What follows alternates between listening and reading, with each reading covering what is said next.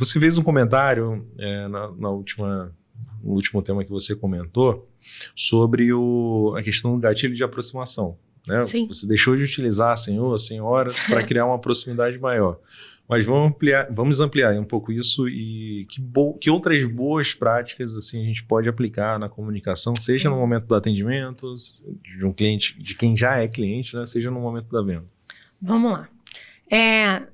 Antigamente, a gente tinha muitas reuniões presenciais, né? Ali você entendia a energia da pessoa, você compreendia se o que você estava falando fazia sentido ou não, que a pessoa ela conseguia se concentrar em você ou não. O WhatsApp não tá vendo nada disso, né? Você não consegue ver a expressão da pessoa, até porque ela te responde, faz outra coisa. Ela te responde, faz outra coisa. Ela te responde aqui, tá respondendo outra pessoa ao mesmo tempo também. Então, você precisa ter realmente ali algumas pequenas, mas que são muito funcionais, boas práticas. Essa de você aproximar, ela é crucial porque você está iniciando ali a conversa. PNL sempre fala sobre espelhar o comportamento. Vários exemplos sobre isso. Como fazer isso no WhatsApp? É bem simples. O cara está falando com você, o cliente está falando com você escrevendo. O cliente não te manda áudio, ele só escreve. E escreve pra caramba. Você vai escrever pra caramba. Porque você precisa realmente espelhar. Isso funciona, gente. Não é técnica que ficou só nos livros, não. É real. Ainda que o nosso modelo de compra mudou e que muitos formatos, eles vão acontecer compras que às vezes, assim, você pensa assim, caramba, esse tipo de compra também tá ali no WhatsApp? Está. Eles vão ir para outros canais depois? Vão, mas eles sempre estão ali acontecendo dentro do WhatsApp. Então, espelhe o comportamento do seu cliente. Ah, mas eu preciso explicar um negócio para ele que é muito complexo. E aí eu preciso mandar um áudio, porque vai ficar mais fácil. Peça autorização. Posso te mandar um áudio para explicar essa parte? O cliente te autorizou? Você manda. Eu já passei por situações do cliente falar, não, eu não quero ouvir áudio. Ou não pode atender, né? Não posso ouvir, não posso naquele momento apertar um botão e ouvir o áudio. Então, assim, essa pequena forma de você olhar como o seu cliente se comporta é também como você deve se comportar. O cliente já chegou mandando áudio. O cliente quer conversar com áudio com você. Você vai mandar áudio para ele também. Você vai conversar com ele da maneira que ele se sente confortável, da maneira que ele pode naquele momento. Porque eu, por exemplo, o meu comportamento, eu gosto do áudio, mas existem momentos que eu não posso. Então, eu vou conversar só escritamente e vou falar isso pra pessoa. Olha, eu não tô mandando áudio, porque tem gente que não compreende isso. Manda áudio. E você tem que tentar abaixar assim o máximo possível, mas eu não vou mandar porque eu não tenho como. Então, você tá fazendo literalmente esse espelhamento de comportamento. Peça autorização. Fica mais fácil. Você tá entrando em uma comunicação e você precisa literalmente de autorização. Uma outra prática que é muito... deveria ser a regra, tá? Mas não é. Seja simpático.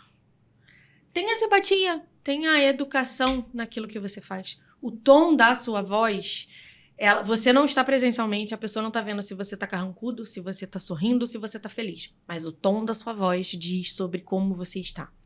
E eu pelo menos, vou falar sobre mim, é muito ruim você ir a algum lugar consumir algo e você não ser bem atendido. A pessoa está mostrando para você que ela está ali por obrigação. E assim, eu sei que todo mundo tem problema, eu sei que todo mundo passa por várias situações e que às vezes a gente não sabe dominar muito bem as nossas emoções, mas isso é um grande erro ao você estar atendendo o seu público. Seja para venda ou seja só um atendimento para passar para venda, você está atendendo uma pessoa. É pré-requisito, deveria ser pré-requisito você ser simpático. Então, seja simpático no WhatsApp também. Cumprimente, se for bom dia, seja educado. É muito ruim você ser tratado por pessoas grosseiras. A educação, ela deveria ser primícia básica para isso. As pessoas estão esquecendo de agradecer, elas estão esquecendo de pedir, elas simplesmente impõem a maneira que ela quer falar e ponto. Então, assim, você, nessa posição de atendimento, você precisa fazer diferente. Então, peça autorização, agradeça quando alguém escolhe você para esse atendimento, agradeça ainda mais quando alguém compra de você. Se a gente parar para pensar que quem paga o nosso salário não é o nosso patrão e sim o nosso cliente, a gente não bajularia patrão, bajularia cliente. Porque assim, você quer ter um comportamento diferente quando o seu patrão está na mesa. Mas quando o seu cliente está com você no WhatsApp, você quer atender de qualquer forma. Então muda a premissa disso, né? O Eduardo Teva fala uma coisa que me marcou. Ele fala que um dia numa consultoria, ele não, nem minto, nem foi na consultoria. Ele mesmo pediu que o RH, quando ele tinha empresas de terno, que escrevessem no contra-cheque das pessoas, seu cliente te pagou. Não era, tipo, não sou eu que te pago, é o seu cliente. E é real. Se não tiver cliente, não tem empresa. E não tem patrão, e não tem salário. Então, assim, você é a ponta de toda a comunicação da empresa, porque a empresa, ela vem com vários segmentos. Você é a ponta, né? Onde você está falando ali com o consumidor final. Seja representante alegre, feliz e simpático dessa empresa. Represente de verdade a vontade que você tem de fazer com que esse cliente seja seu cliente, seja a sua carteira de cliente. Não torne você o humano automatizado no Ctrl+C, Ctrl+V e fica ali no automático, Então, assim, falar de boas práticas é talvez voltar à raiz. Voltar à raiz um pouquinho. Uma outra coisa que é preciso compreender. Orientar o seu cliente. O que é orientar o seu cliente? O cliente chegou até você. E às vezes a questão lá da consciência, né, dessa coisa toda que a gente está falando. O cliente não sabe muito bem o que ele quer. Ele sabe que ele quer proteção. Que ele quer proteger ali, vou dar o exemplo do veículo dele. Mas ele não sabe muito sobre isso. Ele não sabe valores. Ele não sabe qual é o melhor, qual é o pior. E ele está entrando em contato para fazer cotação. Eu acho que tende sempre a bolso, né? A gente vai sempre olhar para o bolso. E ele vai fazer várias cotações. Ele entrou em contato com você. A primeira contato que você está tendo, ele é rude, ele é automático. Você envia o PDF, envia as fotos, envia tudo, não faz pergunta nenhuma, não entende nada que o cliente quer, não compreende a real necessidade dele. Eu não entendi nada, abri esse PDF, não entendi bolufas aqui do que realmente eu vou pagar, do que realmente é. Procurei outro. Esse outro, a primeira coisa que ele fez foi entender o que você quer. Compreender para você viaja muito, você está muito na estrada, é para sua esposa, ela acabou de começar a dirigir, você vive num lugar de periculosidade, esse compreendeu o que ele quer. E manda um PDF circulado que é realmente para ele, porque ele compreendeu a necessidade dele. Tem como comparar um atendimento? Não tem como comparar. Isso é dica de venda, hein, Suelen? A gente vai sempre para... Mas anotei aqui um ponto importante que você falou, das boas práticas. Tem boas práticas, claro, essa questão de vou fazer a transição de texto para o áudio, né? E do áudio, eu posso te ligar, né? Porque talvez precise resolver rápido, talvez uma ligação resolva mais rápido. Então, esse pedido, né? Essa autorização é muito importante. A gente falou de várias boas práticas no uso da ferramenta em si, mas realmente o que marca é talvez voltar àquilo, ser simpático, né?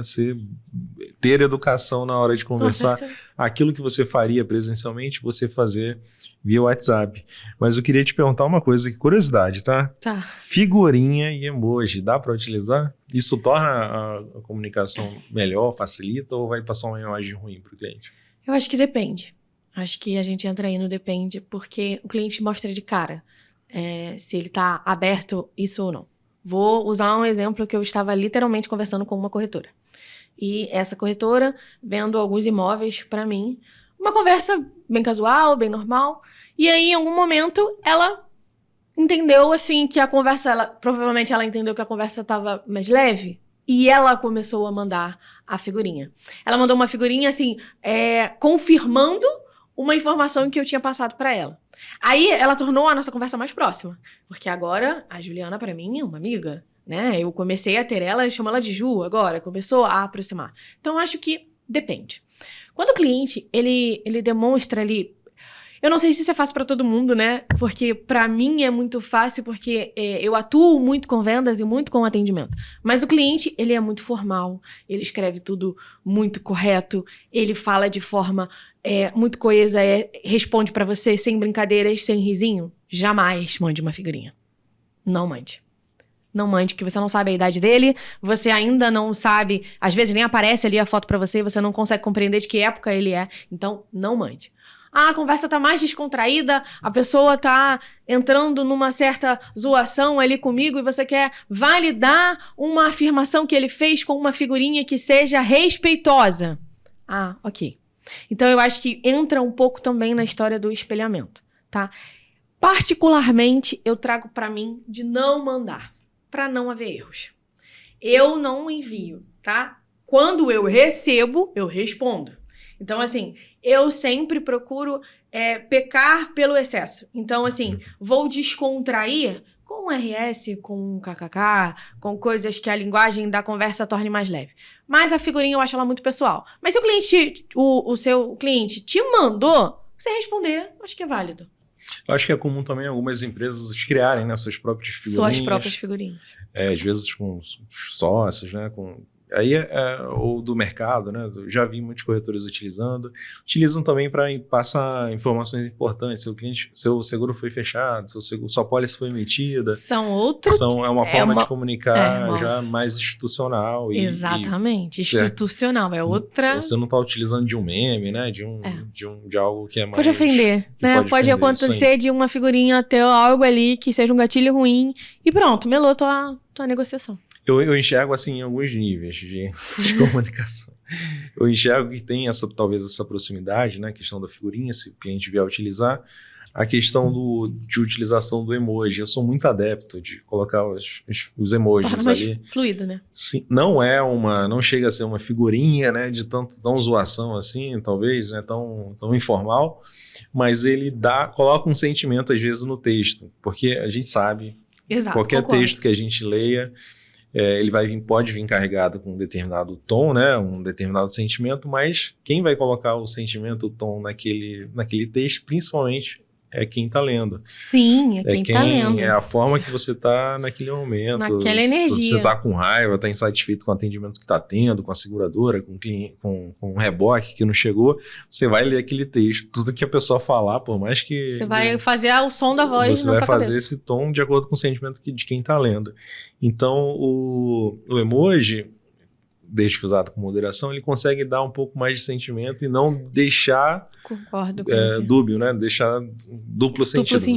Você consegue colocar um sentido ali, um sentimento naquilo que você está escrevendo. Porque o emoji, ele caminha, né? Tem aqueles muito próximos e tem aqueles realmente...